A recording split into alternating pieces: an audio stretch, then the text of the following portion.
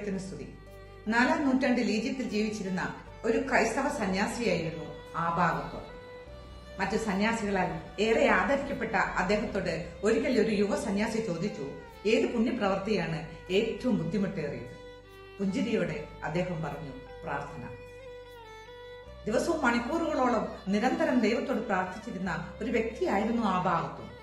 അദ്ദേഹത്തിന് പോലും പ്രാർത്ഥന ഏറെ ബുദ്ധിമുട്ടുള്ള ഒരു കാര്യമാണെന്ന് അറിഞ്ഞപ്പോൾ അവർ അമ്പരന്നു. വിശദീകരണമായി അദ്ദേഹം പറഞ്ഞത് ഇങ്ങനെ: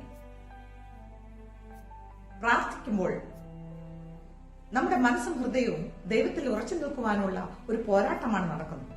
പലപ്പോഴും പിശാച് നമ്മെ അതിൽ നിന്ന് പിന്തിരിപ്പിക്കാൻ ശ്രമിക്കും. അതുകൊണ്ടാണത്രേ പ്രാർത്ഥന ഏറ്റവും ക്ലേശകരമായ പ്രവൃത്തിയായി മാറുന്നത്.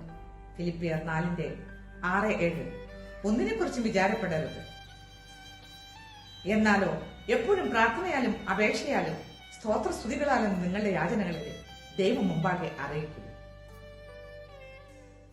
എന്നാലോ സർവ ബുദ്ധിയെയും കവിയുന്ന ദൈവസമാധാനം നിങ്ങളുടെ ബോധങ്ങളെയും ഹൃദയങ്ങളെയും യേശുക്രിസ്തുവിങ്കൽ കാക്കും.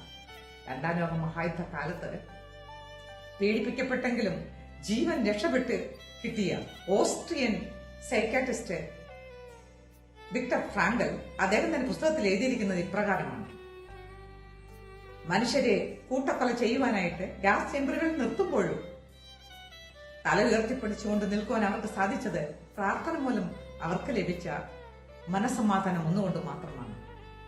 അതുകൊണ്ട് പ്രാർത്ഥനയാൽ നാം ദൈവത്തോട് ഒത്തുചേരുമ്പോഴാണ് ആശ്വാസദായകനെ നമുക്ക് ലഭിക്കുന്നത്. ആയതിനാൽ പരിശുദ്ധ അമ്മയിൽ മധ്യസ്ഥം വെച്ച് പ്രാർത്ഥനയിലൂടെ ദൈവമായ ഒരു ബന്ധം സ്ഥാപിക്കാൻ നമുക്ക് സാധിക്കട്ടെ. നന്ദി, നമസ്കാരം. ദൈവമേ, പ്രാർത്ഥനയിൽ മടുത്തു പോകാതിരിപ്പാൻ ഞങ്ങളെ അനുഗ്രഹിക്കണമേ. ആമേൻ.